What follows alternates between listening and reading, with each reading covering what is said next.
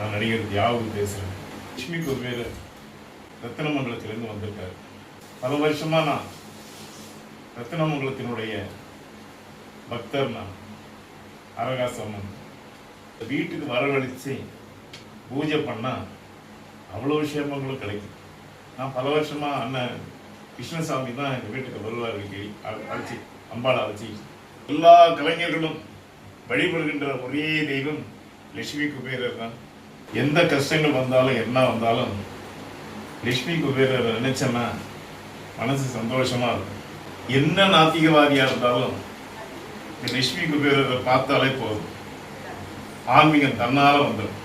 லட்சுமி குபேரர் உலகம் முழுவதும் போயிட்டு வந்திருக்காரு. எனக்கு லட்சுமி குபேரர் 2001 வராரு. வரலட்சுமி அன்னைக்கு எங்க இருந்தாலும் சரி என் வீட்டில் இருப்பார்.